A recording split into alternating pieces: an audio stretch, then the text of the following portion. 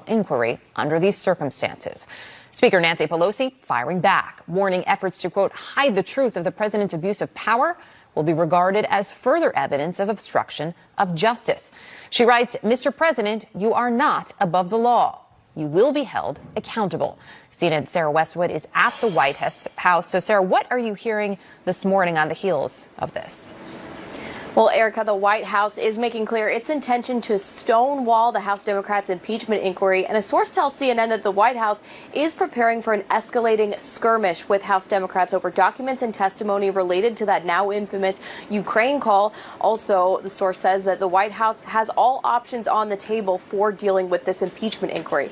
Now, as the White House is gearing up for this legal battle, CNN is learning that the White House is expected to bring on former GOP Congressman Trey Gowdy to serve as the president's outside legal counsel. Gowdy was here at the White House yesterday meeting with acting Chief of Staff Mick Mulvaney. We're also learning more about behind the scenes how White House officials scrambled to try to keep the contents of that Ukraine phone call secret as concern was spreading through the White House. A source tells CNN that one White House official described that call and its aftermath as crazy, frightening, saying they were shaken by what they heard on that call. But this morning, President Trump misrepresenting that White House official's concerns. I want to fact check part of a tweet that President Trump sent. He said, the so-called whistleblower, before knowing I was going to release the exact transcript, stated that my call with the Ukrainian president was crazy and frightening. Of course, that was not the whistleblower's characterization of the call. That was from a White House official whose views were memorialized by the whistleblower, that memo given to the Intelligence Community Inspector General. The president goes on to tweet that the whistleblower and others spoke before seeing the transcript. Now, this is sort of a theme of a common false attack that the president and his allies have been launching on the whistleblower, claiming that this person, or now people, did not have firsthand knowledge of the call. In a rare public statement, the Inspector General for the intelligence community had come out and said that the whistleblower did in fact have firsthand knowledge of the events. So it's clear the White House here, Erica, gearing up for a battle with House Democrats, daring House Speaker Nancy Pelosi to hold a formal impeachment vote.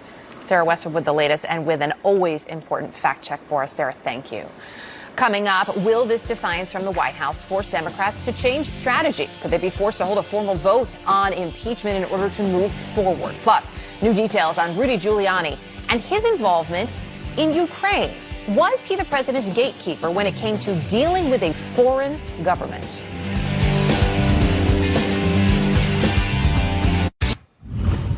President Trump is dramatically escalating his fight with House Democrats over the impeachment inquiry. His lawyers in a scathing 8-page letter to congressional Democrats saying in no uncertain terms, the administration will not cooperate with what it calls an illegitimate investigation. CNN senior congressional correspondent Manu Raju is on Capitol Hill now. So Manu, what's the latest reaction on the Hill to this letter from the White House? Well, Democrats are signaling to me that they're not going to let this process drag out. We're not going to see what we've seen all year in the White House refusal to comply with Democratic subpoenas, that they've gone to court, they've had engaged in seemingly endless letter writing, and some of these court fights are still waiting for their final ruling, including to get the testimony of the former White House counsel Don McGahn on a separate matter. Now they're warning, if the White House continues to refuse to comply, that it could be ultimately rolled into an article of impeachment against the President of the United States for obstructing Congress. And look no further than what Nancy Pelosi wrote last night to the White House, or wrote in response to the White House's letter, warning that the White House's refusal to comply. The White House should be warned that continued efforts to hide the truth of the president's abuse of power from the American people will be regarded as further evidence of obstruction. And Adam Schiff, the House Intelligence Committee chairman, also warning that they will not put up with a prolonged fight with the White House, saying that this is something that they will consider as potential impeachment, grounds for impeachment. He said in the past, yesterday he tweeted, the White House says there is nothing wrong with pressuring a foreign government to intervene in a U.S. election. They will not cooperate with an impeachment inquiry unless it's on their terms. They mean the president is above the law. The Constitution says otherwise. So you're going to see this back and forth. And the ultimate question is, will they get any more witnesses? Will they get any more evidence? And what will the Democrats do? They say that they still could move forward with impeaching the president this fall, Erica. So we know, Manu, too, that both the White House and allies of the president are also arguing a formal vote on an impeachment inquiry is necessary in the House. What is the likelihood today of that actually happening? Very slim at the moment, because the Democrats, they really don't need to have a formal vote to authorize an impeachment inquiry in order to move forward. Even though it's happened in the past, there's nothing that requires them from doing that. Nevertheless, it also create some political problems for some Democrats who don't want to cast that vote. Also would eat up some floor time, because they would have to develop a resolution. They'd have to get their members on board. They'd have to have a floor debate. Republicans would argue that they should get subpoena power like minority parties have done in past impeachment proceedings, all of which is an argument and a fight that Democrats don't want to have. They'd rather focus on the substance, the allegations of what the president has done, and they believe that this is simply a distraction. But if they ultimately are forced to do that, we'll see. At the moment, that's not what the leadership wants to do as they decide whether or not to impeach the president in the coming weeks here. Erica. Manu Raji with the latest for us from Capitol Hill. Thank you. Joining me now, CNN political correspondent Abby Phillip and CNN legal and national security analyst Asha Rangappa. She's also a former FBI special agent. Abby, as we look at all of this, from what we're hearing in terms of the messaging from the White House, is there any reason to believe that if, in fact, the House, let's say Democrats do decide to hold this vote, if they did hold this vote, would it change anything in terms of how the White House plans to play ball or not? Well, I don't necessarily think so. I think that was the part of the letter that was not written explicitly in the letter, but is implied in everything that's in it. They are not saying that they will actually cooperate with this probe, no matter what Democrats do, which is one of the reasons why some people have looked at this letter and wondered, so what's the argument here? Is there any circumstance under which the president and the White House would provide documents and depositions to the House of Representatives in any kind of impeachment inquiry? And it's not clear what the White House's position is on that. They want to leave their options open to continue to stonewall even if there is a vote. So I think that's one of the reasons why Democrats are saying we're not going to have our hands forced into a vote until we have all the facts on the table. Right, until they know that. Right. In terms of, I just want to step back for a minute and just look through this letter a bit, because there are a couple things that stood out to me. And Asha, I just want to call on your legal expertise here. So the White House is arguing in this letter that the president essentially is being denied due process here. They even talk about having access to charges. But this is the inquiry. This is the investigation phase. So do they have any legal standing on that point? No, their letter is a complete confusion on what the Constitution outlines. The impeachment phase is analogous to, in criminal terms, the grand jury investigative phase. And if you know the criminal procedure, that's not a stage where defendants get to go in and question witnesses. It's happening secretly. Prosecutors are gathering evidence in order to decide whether or not to bring charges. In the House inquiry, the equivalent there would be the articles of impeachment. Once that happens and they vote on that, that's when it goes to a trial in the Senate. And that's when the protections for the person who's being accused, in this case the president, would kick in, and he should be allowed to question witnesses, call his own, etc. But I'll add here, Erica, that he does have the opportunity to be able to present exculpatory evidence in the form of witnesses, who either were on this call or knew about it, and yet he is preventing those people from doing so. So that kind of tells you something right there. And I'm glad you mentioned the confusion and the messaging, because, Abby, I mean, I would also argue that that's part of the point of this letter, right, is to confuse the public, because impeachment is confusing. Is it an inquiry? Are we at the trial phase? What are the articles? All of those things kind of get jumbled together for a lot of people under the umbrella of impeachment, and they're very different. Yeah, it's hard to get everyone bogged down in process. Just like this focus on the whistleblower himself, which frankly is much less important considering that we have the primary documents. We have the transcript of the call. We have these text messages shared between senior officials in the Trump administration discussing this. So this is part of the strategy to avoid talking about what the actual debate is about, which is about the president's behavior. I don't know, though, how effective that is. Voters are typically not moved by process considerations. And so it's a little bit of a thin argument, but I think it tells you a lot about how much of a struggle this has been for the White House and for Republicans. They're having a hard time coming up with a good strategy that will protect the president, protect themselves politically. And just to sort of piggyback off of that, what's fascinating is that in the letter and even in the messaging that we've seen from Republicans, it's not refuting what the basis is here, what we're talking about, those facts, which have been corroborated not just by documents that we've gotten from the White House, but even comments that the president himself has made. And Asha, that's what stood out to me is this letter was nitpicking process, but beyond saying the president's call was completely appropriate, there was no defense of the president's behavior at all. No, and I think that they are going to struggle on that front simply because it comes more and more to light that there is an expanding circle of people who are incredibly concerned about this, and that concern translated into efforts to conceal the call, which kind of suggests that they knew that there was something untoward about it. I think that Abby is exactly right. The prima facie case is right there.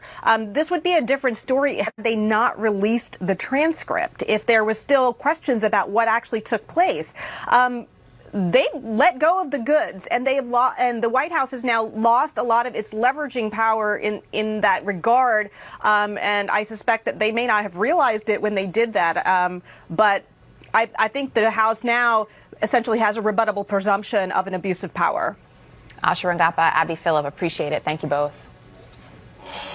Just ahead, new details about the president's personal attorney and his involvement in the Ukraine controversy and, frankly, in dealings with Ukraine, period. Did the president use Rudy Giuliani to bypass official channels? And will Giuliani soon testify on Capitol Hill?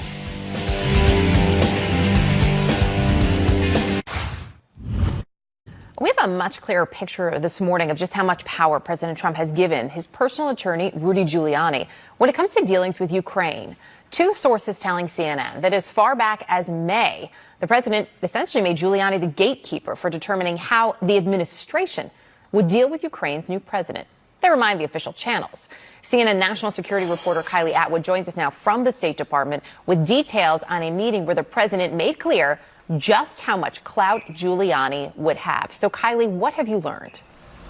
Yeah, so we're learning new details about this meeting that happened in late May with President Trump, his ambassador to the EU, Gordon Sondland, also the special representative to Ukraine, Kurt Volker, who has since quit his job, and also the U.S. Secretary of Energy, Rick Perry. And during that meeting, these three U.S. officials came to President Trump, and they were hoping that they could convince him to have a meeting with President Zelensky of Ukraine, because they had just come back from his inauguration, and they thought that Ukraine was on a good track, headed to take on some of the corruption internally. But what they found during that meeting was President Trump wasn't as open as they had hoped, and he told them to deal with Rudy Giuliani, to circumvent the traditional official channels and to deal with his personal lawyer when it came to these discussions about Ukraine-U.S. relations going forward. And one of the folks who was familiar with that meeting at the White House in May said that the message was, if they can satisfy Rudy, they can satisfy the president. Essentially, that these U.S. officials had to satisfy Rudy Giuliani in order to get President Trump to engage with the Ukrainians on the policy side. Meantime, of course, Senator Lindsey Graham now saying he plans to invite Giuliani to testify on Ukraine. Has Giuliani responded yet? Yeah, so Senator Graham wants to hear from Rudy Giuliani. He is worried about the reports of corruption that he says are still ongoing in Ukraine, not necessarily about the Biden issue. But Rudy Giuliani has not been clear if he's going to actually go forth and talk to Congress about this yet. He had an interview last night. Let's listen to what he had to say. I have to weigh that with my client and the other lawyers involved. It's not a unitary decision. What decision I make may affect the other decisions. I mean, I would love to testify and give me a half hour to point out Biden Inc. 4 decades of crime.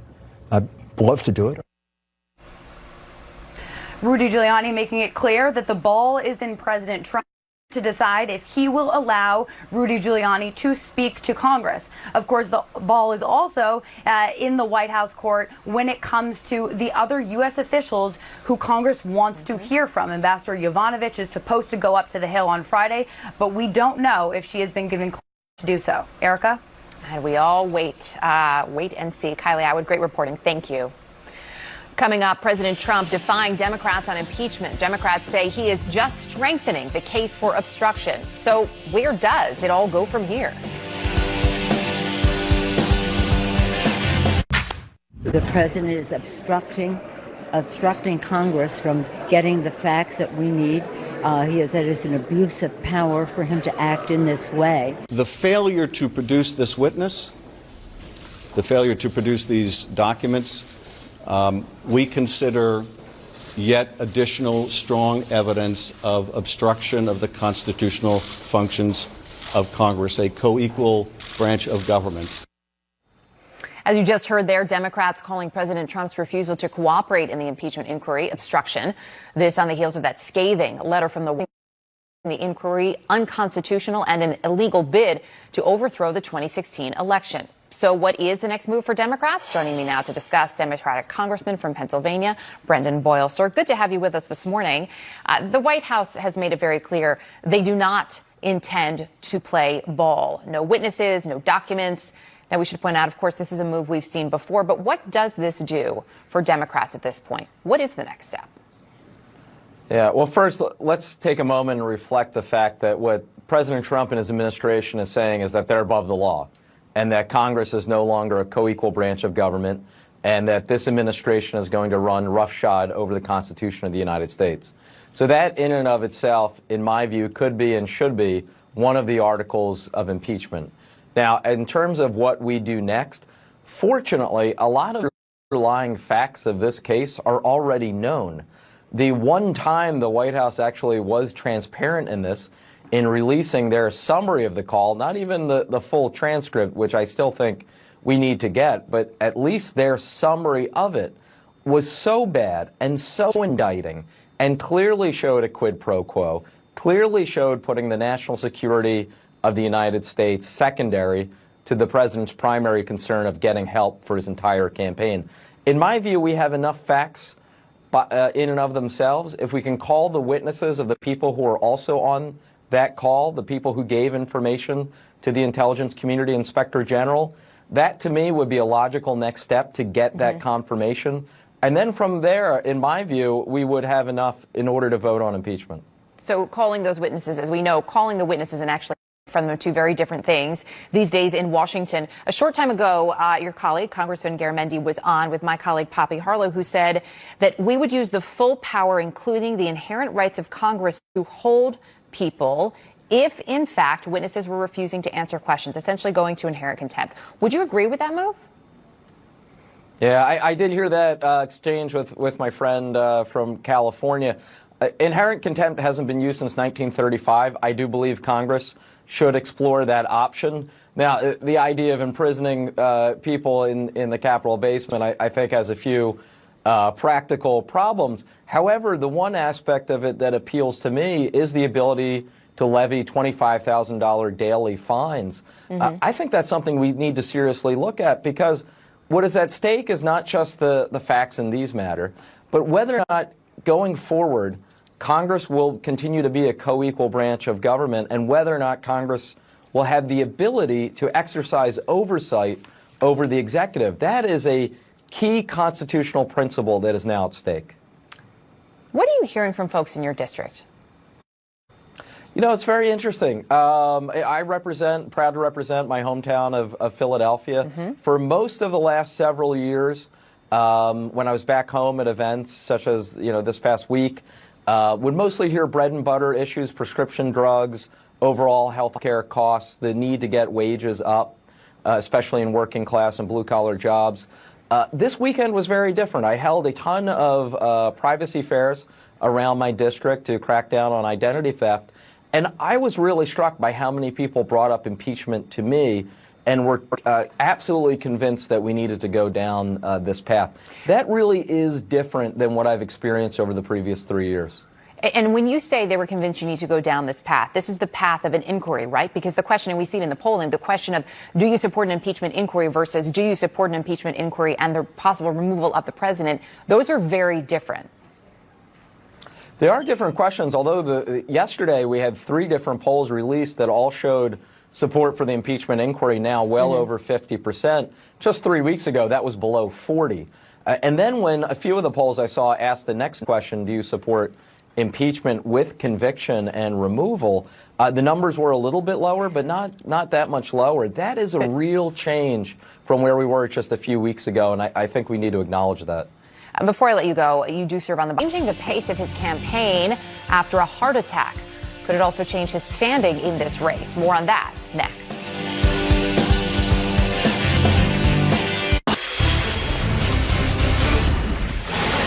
Democratic presidential candidate Senator Bernie Sanders is taking a break from the campaign trail, announcing he's scaling back campaign events after suffering a heart attack last week.